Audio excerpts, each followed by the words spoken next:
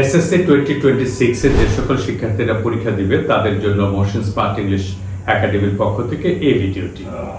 আমরা আশা করি যে তোমরা সঠিক ও সুন্দরভাবে পরীক্ষা দিবে এবং পরীক্ষায় সফল হবে। তারপরও কিছু কিছু টিপস আছে, যে টিপসগুলো তোমাদের মনে থাকলে তোমরা আরো ভালো করতে পারবে। ধরে নেই তুমি অনেক প্রিপারেশন নিয়েছো, কিন্তু পরীক্ষার মধ্যে তোমার প্রশ্নটা কমন পড়ে নেই, কিন্তু এটা একটা লেখার সাবজেক্ট, তখন তুমি কি করবে? আমরা এর আগের ভিডিওতে আরেকটা কথা বলেছিলাম যে তোমাকে অবশ্যই সময় অনুপাতে লিখতে হবে।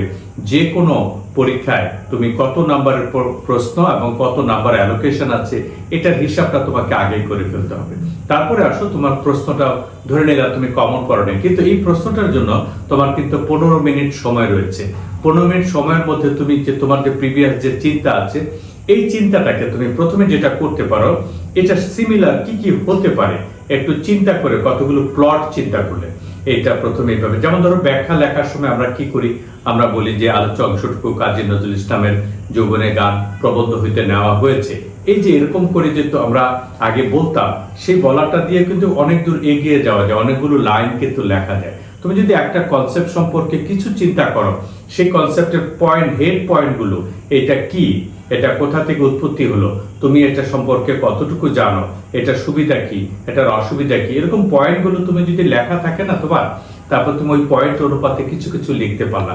লেখার যে সাবজেক্টগুলো আছে, যেমন ইংলিশের বেলায় তোমাকে প্রচুর লিখতে হবে, তাহলে এই যে লেখার সময়টায় তুমি এরকম করে যদি ওয়াইডলি চিন্তা করো, অন্তত তুমি কিন্তু একটা সার্টেন অ্যামাউন্ট লিখতে পারবে।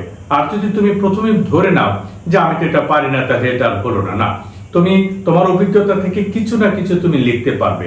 একটু পর্যাপ্ত লেখক, শিক্ষকরা অনেক সময় চায় কি তোমার খাতায় কিছু লেখা থাকুক, হ্যাঁ, সেই লেখার উপর ভিত্তি করে তারা নাম্বারটা দিতে চায়। এখন তুমি মনে করলে একদম পারফেক্ট হওয়ার জন্য অপেক্ষা করছো, কিন্তু লেখনি কিছুই, তাহলে তোমাকে নাম্বারটা দিতে পারবে না। আশা করি এই পদ্ধতিটা তুমি যদি ফলো করো তাহলে তুমি ব্যর্থ হবে না। তাহলে এখন থেকে শুরু করো, কোনো প্রশ্ন উত্তর কমন না পড়লেও তুমি কতটুকু এটা বিভিন্ন রকম তোমার বুদ্ধি খাটিয়ে লিখতে পারো, একটু লিখতে হবে। খাতার ভিতরে মূল কথা হচ্ছে লিখতে হবে, তাহলে তুমি সফল হতে পারবে।